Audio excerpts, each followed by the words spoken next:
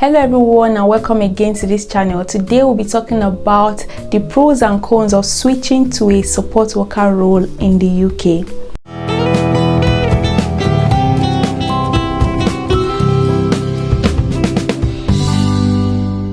It costs less to switch a support work visa in the UK. What do I mean by this?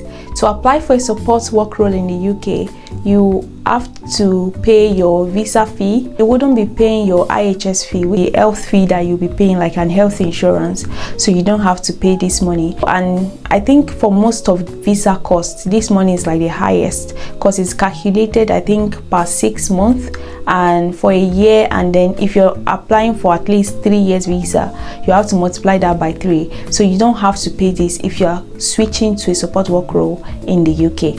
The second thing is you don't have to have a qualification or a certification to be a support worker in the UK. So if you're already in the UK and you're thinking of switching to this visa, you don't need like a proper like certification of or work experience to actually be a support worker, to get a support work job in the UK.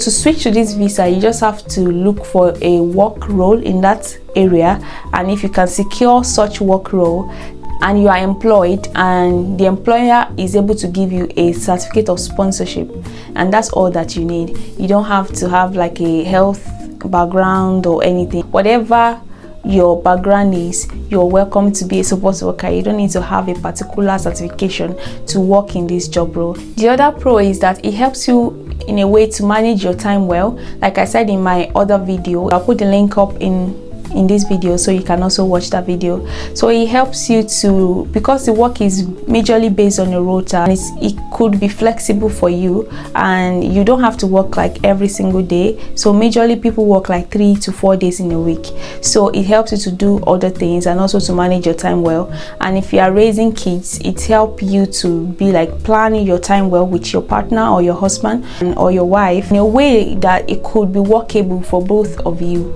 as a partner.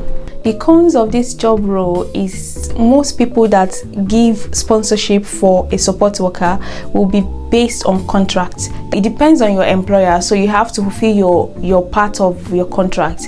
So some employers it's like you're entering into a contract, so it's not a job role that I would advise you, if you don't want to stay in it for like 3 to 5 years, to actually start in the first place. Another con of switching to a support work visa in the UK is that these days it's very hard to get a job that will actually sponsor you as a support worker. Right now, once you see an advert, the next thing you see in bold format is they are not giving sponsorship. So to actually get a job that will give you a sponsorship, even when you are in the UK, is really hard.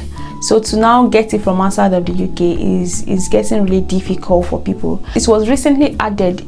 It wasn't a job role that should be sponsored in the first place, but because there was shortage, it was added to the shortage occupation list, which is still there, but most employers are not willing to give a support worker a visa anymore. So that is the other disadvantage right now. The other cons is that if you switch to this visa and you end up saying that this work role is not really for you, I would advise you to do your research well, if possible for you to maybe even volunteer in some places for like a week or two to actually know, or like a month before you switch this work role, if it's something that you can do for like 3 to 5 years, or for something that you can do and progress in it. Yeah, so it's better to try it out for some time, maybe volunteer or maybe do a part-time shift or something before you end up switching your visa to this work role. Thank you so much for watching this video to this very point. In my next video, we'll be talking about how to prepare for your interview as a support worker.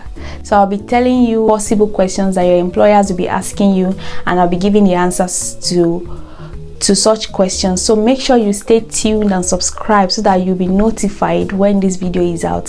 Thank you so much, and God bless you. Stay subscribed. Thank you.